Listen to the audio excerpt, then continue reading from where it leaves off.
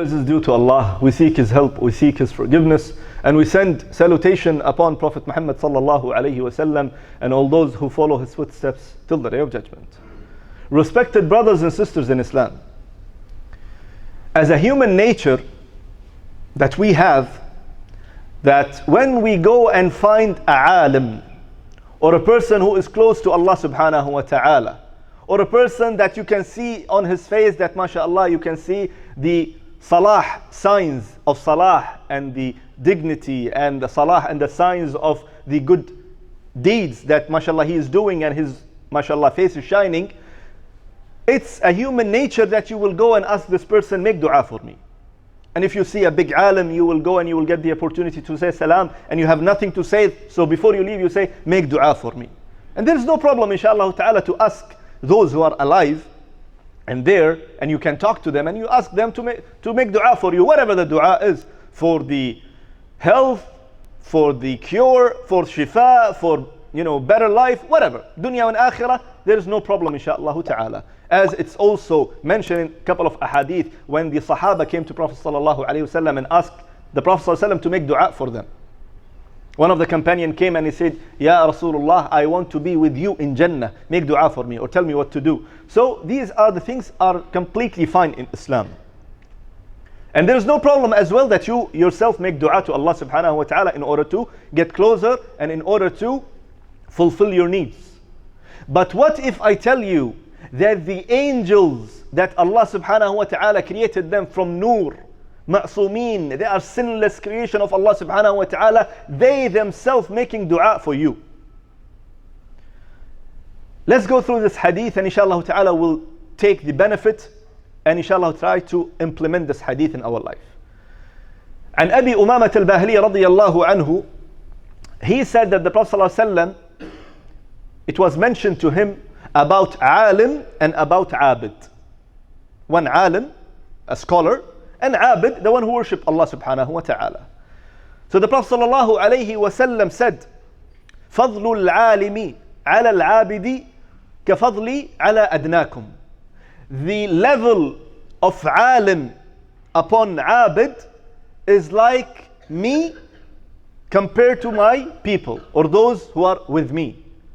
Means alim's status and positions as levels is so high compared to the abid.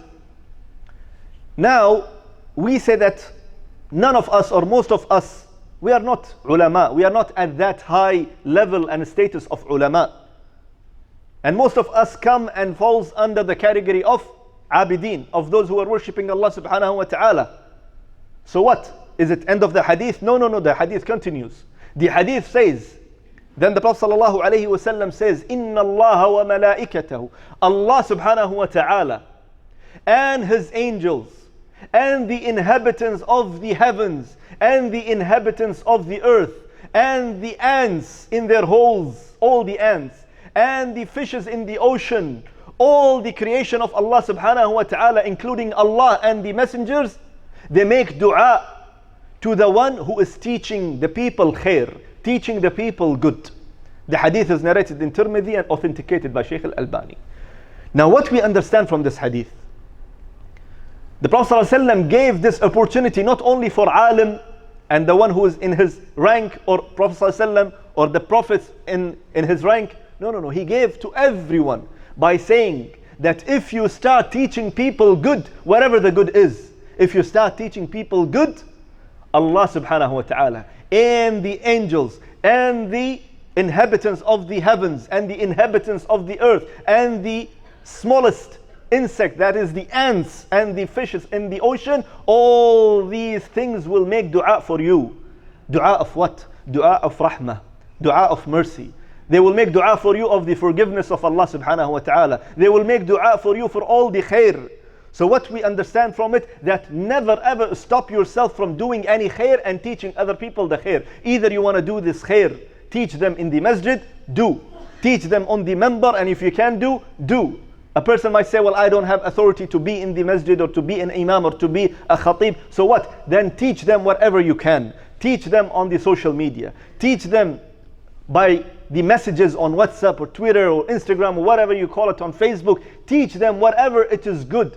Teach them whenever you get together with the family members, get together with the friends, getting together with whatsoever. Teach them whatever good you know or the good you can teach them, teach them. Teach them about Allah subhanahu wa ta'ala. Teach them about the names and the attributes of Allah subhanahu wa ta'ala. Teach them the sunnah of Prophet Muhammad sallallahu alaihi wasallam, the simplest thing. Teach yourself and teach the others. If you get inside the masjid, say the dua and put your right foot first.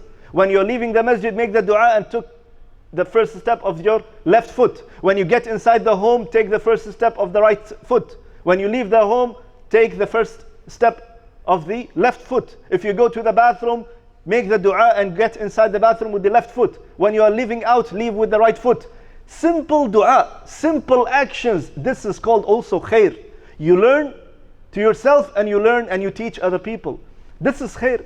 There is no problem teaching others the tawheed. There is no problem teaching other people, and it's so easy to teach them now. The seerah of Prophet sallallahu alaihi wasallam, extracting the incidents of the Hayat al-Rasul, of the life of the Prophet ﷺ, and send it in the Twitter, send it on WhatsApp, put it on your status, put it on your stories. Is it difficult, my brothers and sisters? By doing that, imagine, by just doing something simple, the angels, countless number of angels will make dua for you. Let me tell you just about the angels themselves. Leave all the animals and ants and the fishes and whatsoever. Just checking about fish in the ocean.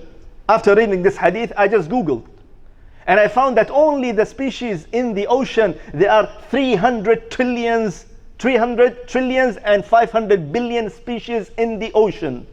And this is only the people know about it. Imagine the countless number of the species and the countless number of the angels. And the angels by themselves, it says in the hadith that every single day, the 70,000 angels comes from one day, they start doing tawaf at the Bayt al-Ma'mur, the house which is just on top of the Kaaba in the skies.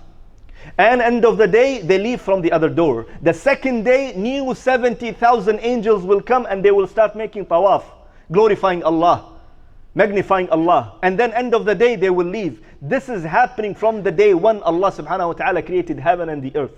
And if you just take the calculator and start calculating 70,000 plus 70,000 plus 70,000, wallahi, after few attempts or few calculation, the calculator will stop working, because the number is countless. You will not imagine that how big number this is, that every single day 70,000 angels coming and making tawaf and leaving, and all these angels from the day one until today, they are making dua for you, for me. Why? Just because we are teaching the people khair. Allahu Akbar. So don't underestimate any khair and any action in order to get the dua of the malaika.